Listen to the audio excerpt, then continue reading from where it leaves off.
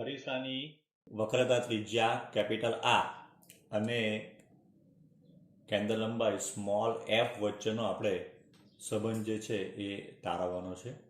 હવે આપણને નવી ગાઈડલાઇન્સ મુજબ આ ચેપ્ટરમાંથી આ ટોપિક જે છે એમાં થિયરી સાબિત નથી કરવાની, છતાં થોડુંક આપણે ડિસ્કસ કરવું પડશે જેથી આપણને એક્ઝામ્પલને એમાં તકલીફ નહીં પડે ને એમસીક્યુમાં બી કે પ્રતિબિંબ કેવી રીતના રચાય.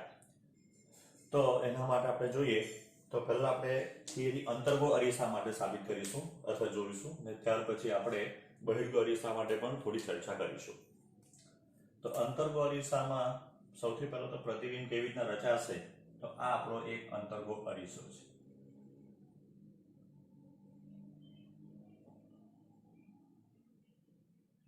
એનું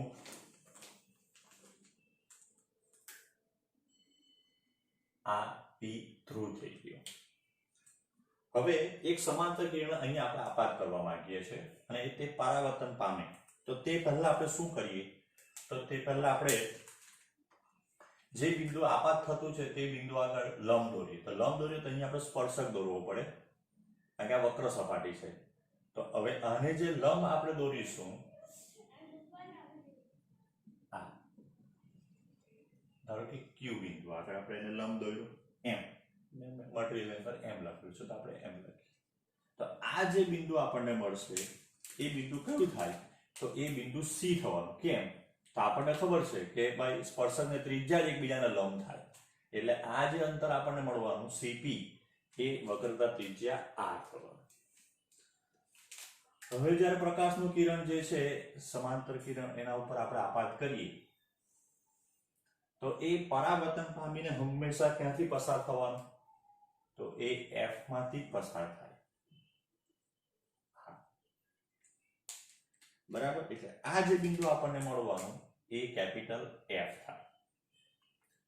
ચાલો બાકીના નામકરણ કરીએ. તો હવે જો તમે 10મા ધોરણની અંદર આ ચેપ્ટરમાં સંજ્ઞા પદ્ધતિ ભણી ચૂક્યા છે, તો ફરી પાછી જોઈએ તો પહેલી સંજ્ઞા પદ્ધતિનો પહેલો મુદ્દો દરેક અંતર પી થી માપવો. દરેક અંતર ધ્રુવ પી થી માપવું.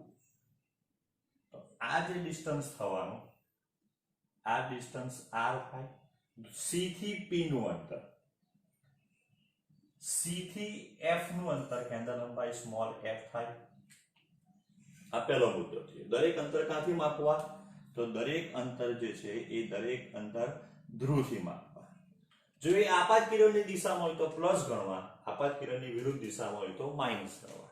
તો અહીંયા શું થશે, તો જો આપાત કિરણ આપણો આ છે, આ આપણું આપાત કિરણ, તો આ બંને એની વિરુદ્ધ દિશામાં થવાના એટલે આ બંને માઈનસ થાય. બરાબર, તો આકૃતિમાં દર્શાવો કે ન દર્શાવો, પછી ગણતરીમાં બતાવો તો પણ ચાલે, પણ યાદ રાખવું પડશે આપણે કે પી થી એફ નું અંતર માઈનસ એફ થશે. એટલે અંતર્ગો અરીસા માટે કેન્દ્ર લંબ અને વક્રતા ત્રિજ્યા બંને માઈનસ આવશે કારણ કે આપાત કિરણની વિરુદ્ધ દિશામાં આપણે માપતા છે. એટલે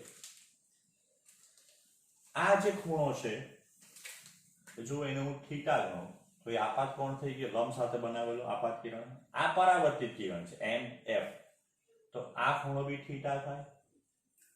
આ થીટા એટલે આ થીટા. બરાબર છે.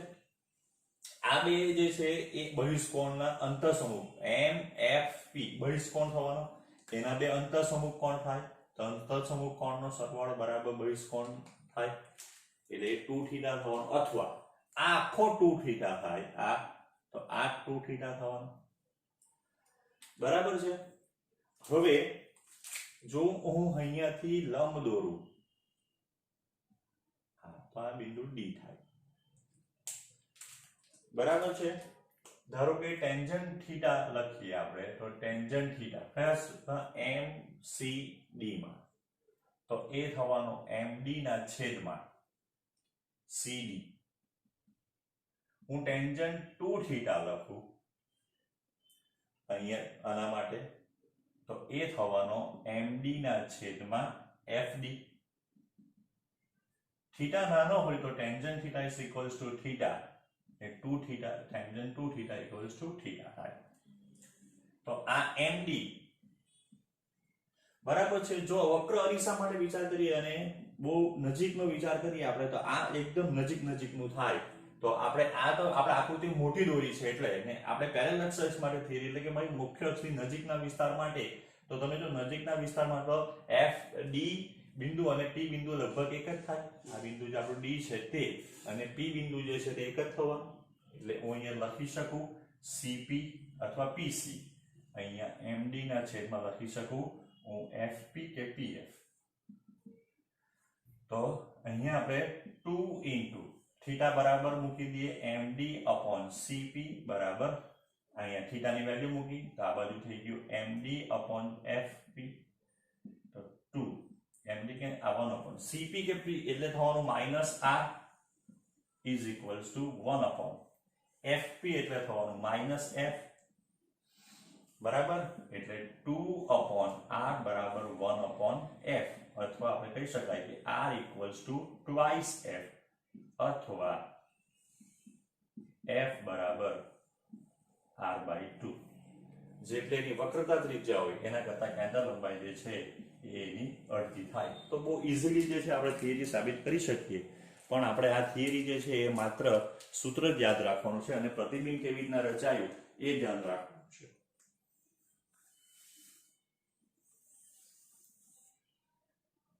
હવે આ જ થિયરી આપણે બહિર્ગોળ અરીસા માટે જોઈએ તો જો અહીંયા આપણે એક બહિર્ગોળ અરીસો લઈએ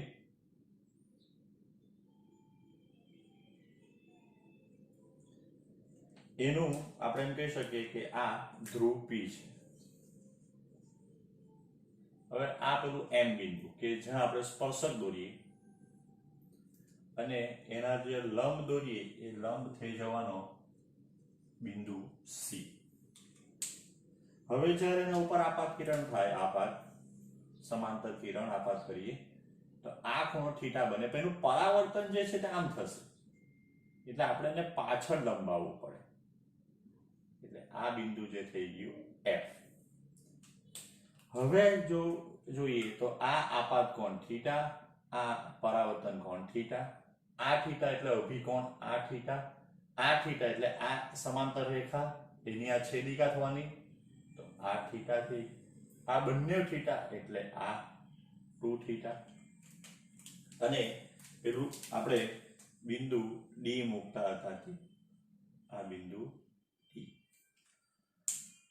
બરાબર. આના માટે હવે જોઈએ તો આપણે જે અંતરો માપીએ જે છે તે અંતરો તમે જો તો અંતર ધ્રુવથી માપીએ તો આ થઈ ગયું F ધ્રુવથી P નું અંતર ધ્રુવથી C નું અંતર થઈ ગયું આ તો આ બંને પ્લસ આવવાના કારણ કે આપાત કિરણ જે છે તે આવ્યું આ છે તો આપાત કિરણની દિશામાં જ આપણે માપ્યું બંને એટલે F અને R બંને પ્લસ આવવાના તો અહીંયા પ્લસ પ્લસ જ રહેશે બરાબર. આ બધું તેનું તે છે એક્ઝેક્ટ તમે જો સરખાવી જોશો તો એમાં કોઈ ફરક પડવાનો નથી. ખાલી બહિર્ગોળ અરીસા માટે આપણે એમ કહી શકાય કે આ રીતના બી સંબંધ આ જ આવે F બરાબર R/2 જ કારણ કે બંનેમાં પ્લસ પ્લસ આવવાનું અંતરગોળ માટે માઇનસ માઇનસ આવતું અહીંયા બંનેમાં પ્લસ પ્લસ આવવાનું તો પ્લસ પ્લસ ઉડી ગયા આપણે એમ માનવાનું. એટલે સંબંધ અંતરગોળ અરીસો હોય કે બહિર્ગોળ અરીસો હોય R બરાબર 2F અથવા F બરાબર R/2 જ આવે બંને માટે. એટલે બહિર્ગોળ અરીસા માટે કેન્દ્ર લંબાઈ અને વક્રતા ત્રિજ્યા બંને પ્લસ આવશે જ્યારે અંતરગોળ અરીસા માટે કેન્દ્ર લંબાઈ અને વક્રતા ત્રિજ્યા બંને માઇનસ આવે. હવે જોઈએ અરીસા માટે ગાઉસનું સૂત્ર. તો અરીસા માટે ગાઉસનું સૂત્રની થિયરી સ્પષ્ટ એવું લખેલું છે કે માત્ર સંબંધ જોવાનો છે આપણે એટલે આ થિયરી તૈયાર નથી કરવાની આગળની થિયરી તૈયાર કરવાની છે જે મેં તમને પેમ્પલેટમાં મટીરીયલમાં એકદમ સરસ લખીને આપેલી છે. હવે અહીંયા પહેલા જ આપણે થિયરીમાં ખાલી સંબંધ જ જોવાનો છે પણ અંતરગોળ અરીસા માટે વાસ્તવિક પ્રતિબિંબ જ્યારે રચાય ત્યારે કેવી રીતના આખી આકૃતિ બને તે બી થોડી સમજીએ જેથી આપણને MCQ માં અને દાખલાની અંદર થોડું કામ આવે. એટલે પહેલું જ આપણે જોઈએ અંતરગોળ અરીસા માટે વાસ્તવિક પ્રતિબિંબ જ્યારે રચાય ત્યારે આ થિયરી આપણે કેવી રીતના સાબિત કરી શકીએ તો સંબંધ કયો મળે. તો પહેલા આપણે આ અંતરગોળ અરીસાનું ધ્રુવ આ F C જેટલું લગભગ આ સરખું લેવાનું. હવે આપણે વસ્તુ જે છે એ વસ્તુ અરીસાને આપણે મુખ્ય કેન્દ્ર જે છે એનું વક્રતા કેન્દ્ર C થી દૂર મૂકેલી છે એટલે વસ્તુ કાં છે C થી દૂર છે. તો આના પરથી જે સમાંતર કિરણ આપાત થવાનું અરીસા ઉપર એ હંમેશા પરાવર્તન પામીને F માંથી પસાર થાય આ બરાબર. બીજું જે કિરણ જે છે એ બીજું કિરણ અરીસાના ધ્રુવ પાસે જો આપણે એમ કહીએ કે આ થીટા ખૂણે આપાત થાય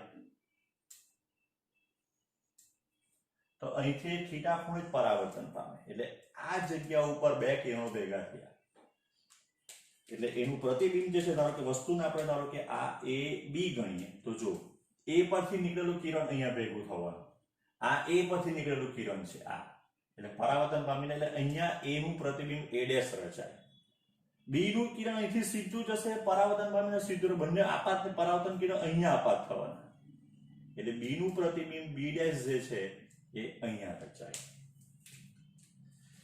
જો આ ખૂણો આપણે થીટા ગણીએ તો આ ખૂણો બી થીટા થાય. બહુ ઇઝીલી તમે સમરૂપ ત્રિકોણો ઉપરથી આ થિયરી સાબિત કરી શકો. આપણે હવે થિયરી સાબિતી નીકળી ગયેલી છે.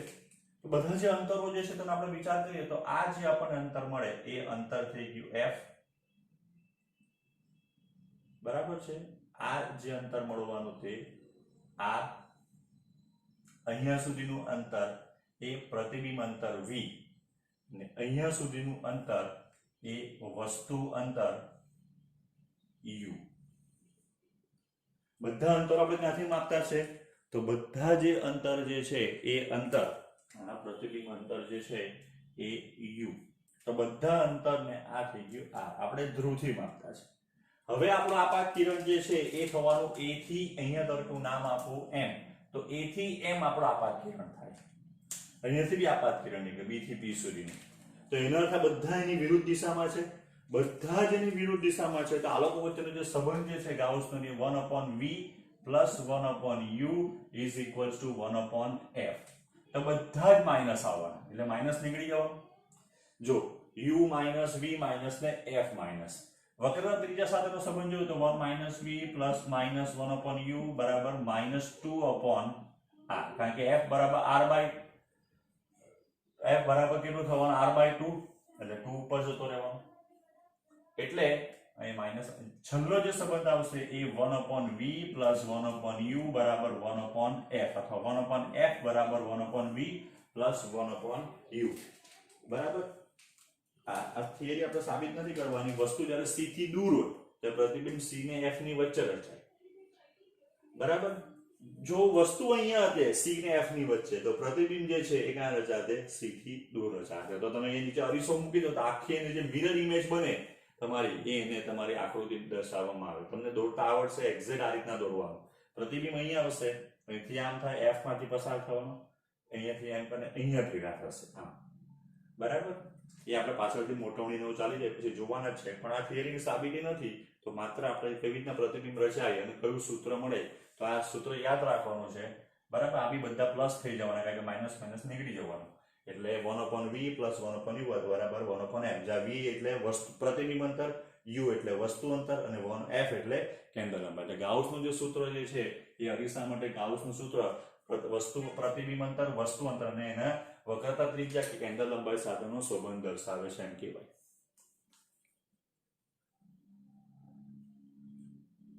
હવે આ જ સૂત્ર આપણે અંતર્ગત અરીસા માટે આભાસી પ્રતિબિંબ જ્યારે રચાય ત્યારે કેવી રીતના એની આકૃતિને થિયરી બને તે જોઈએ. તો આભાસી પ્રતિબિંબ ક્યારે રચાશે? જ્યારે વસ્તુ જે છે એ p અને f ની વચ્ચે હોય. અલગ અલગ જગ્યાએ તમને પ્રતિબિંબ અલગ અલગ કેવી રીતના ચાહીએ એ બધું આપણે ડિસ્કસ હું તમને કરવાનું છું. પણ અત્યારે જો આપણે f અને p ની વચ્ચે મૂકીએ તો કેવી રીતના એનું પ્રતિબિંબ રચાવવાનું તે આપણે જોઈએ. તો જો અહીંયાથી પહેલું તો સમાંતર કિરણ નીકળવાનું, તો એ અહીંયાથી પાસ થવાનું f માંથી, તો આને આપણે પાછળ લંબાવીએ.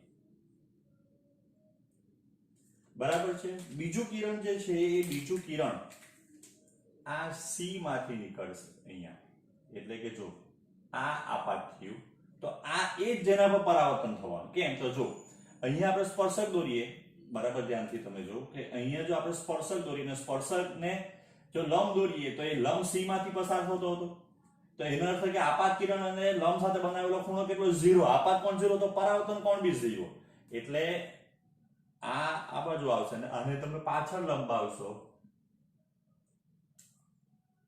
તો અહીંયા ભેગું થાય. એટલે બંને કિરણો જે છે એ ભેગા નથી થતા, પાછળ ભેગા કરવા પડતા છે.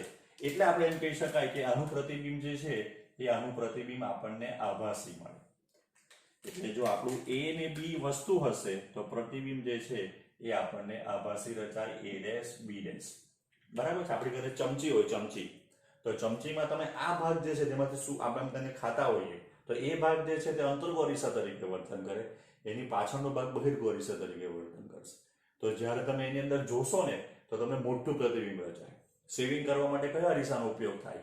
તો એમ કે અંતર્ગો અરીસાનો ઉપયોગ થાય. એવા બરાબર છે. તો અંતર્ગો અરીસામાં જે પ્રતિબિંબ રચાશે એ ચત્તું અને મોટું રચાય હંમેશા. આભાસી પ્રતિબિંબ અને મોટું રચાય તો માનવાનું કે અરીસો અંતર્ગો અરીસો જ હશે. બરાબર, કે જેમાં પ્રતિબિંબ મોટું રચાય. આપણે જે કાચ મિરર આવે વેહિકલના તે બહિર્ગો અરીસો હોય, તેમાં પ્રતિબિંબ નાનું રચાય. મોટી ટ્રક બી તમને નાની દેખાય. તો જો આભાસી પ્રતિબિંબ અને નાનું હોય તો એ હંમેશા બહિર્ગો અરીસો જોઈએ. અંતર્ગો અરીસામાં પ્રતિબિંબ હંમેશા મોટું, આભાસી પ્રતિબિંબ જ્યારે રચાય ત્યારે મોટું અને આભાસી પ્રતિબિંબ હંમેશા ચત્તું જોઈએ. હવે આના માટે અંતરનો વિચાર કરીએ આપણે, તો આના માટે જે અંતરો જે છે એ અંતરો p થી માપીએ તો આ તો થઈ ગયો એનો v પ્રતિબિંબ અંતર, આ થઈ ગયું f, આ થઈ ગયું u અને આ થઈ ગયું r. તો જો આપાત કિરણ કયું? તો આપાત કિરણ અહીંયા આપણે ધારો કે નામ આપીએ m, તો આપાત કિરણ am થવાનું. તો એની વિરુદ્ધ દિશામાં u, f ને r ત્રણ જે છે એ ત્રણ તમારા આપણે એમ કહી શકાય કે માઈનસ આવવાના, જ્યારે આ એક પ્લસ આવવાનો. પણ જ્યારે તમે થિયરી જોશો ને તો વધારાનું એક માઈનસ ઓલરેડી સૂત્રમાં પ્લસની જગ્યાએ પર માઈનસ આવી જ જશે. એટલે ગમે તે રીતે તમે ગણતરી કરો, બરાબર છે, તો એ છેલ્લે તમને જે સાબિતી જેની મળે એ સૂત્ર આ જ આવે. વાસ્તવિક પ્રતિબિંબ ચાહે આભાસી પ્રતિબિંબ ચાહે અંતર્ગો અરીસો હોય, બહિર્ગો અરીસો હોય, કોઈ પણ અરીસો હોય તો એના માટે સૂત્ર તો તમારું આ જ બને.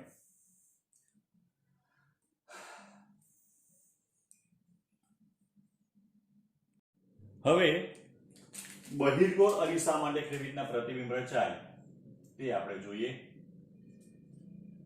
તો જો આપણી જે વસ્તુ જે છે બહિર્ગો અરીસા માટે આપણે મૂકીએ અહીંયા a b.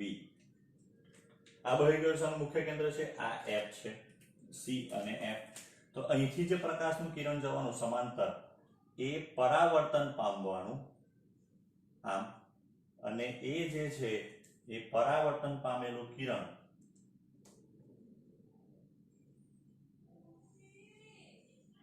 એ f માંથી પસાર થાય એટલે આ આવી ગયો આપણો f થઈ જાય. બીજું જે કિરણ જે છે એ બીજું કિરણ અહીંયા p પર આપાત થતું યાદ હોય તો થીટા ખૂણે. જો એ થીટા ખૂણે આપાત થાય તો એ થીટા ખૂણે પરાવર્તન બી પામશે. એટલે આ પરાવર્તન પામ્યું થીટા ખૂણે.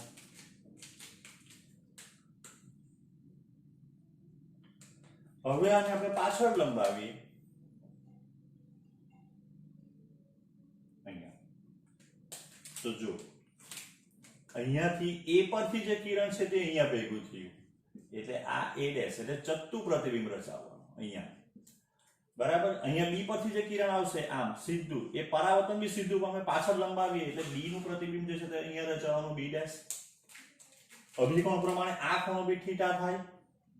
હવે બરાબર તમે ધ્યાનથી જોશો તો તમને જોવા મળશે કે આભાસી પ્રતિબિંબ રચાશે. બહિર્ગો અરીસામાં હંમેશા આભાસી પ્રતિબિંબ રચાય. જો અનંત અંતરે વસ્તુ હશે તો અનંત અંતર પરથી આવતા સમાંતર કિરણો આપણે જોઈ ગયા છે કે ભેગા મળીને f પર રચાય. બાકીના બધા એટલે p અને અનંતની વચ્ચે ગમે ત્યાં વસ્તુ મૂકશો તમે, પ્રતિબિંબ p અને f ની વચ્ચે રચાય અને અરીસાની પાછળના ભાગમાં રચાય એટલે આભાસી જ રચાય. અનંત અંતર હશે ત્યારે ક્યાં રચાય? f પર. જેમ જેમ આ નજીક લાવતા જઈએ તેમ તેમ આ બી નજીક આવતું જશે. એટલે પ્રતિબિંબ હંમેશા નાનું રચાશે, બરાબર, આભાસી રચાશે. બરાબર, તો એ અરીસો બહિર્ગો અરીસો જોઈ અને ગમે તે રીતે તમે ગણતરી કરશો આમાં તો તમારું સૂત્ર આ જ આવશે. આના અંતરનો વિચાર કરીએ તો આ તમારું થઈ ગયું v, આ થઈ ગયું f ને આ થઈ ગયું આ અથવા 2f.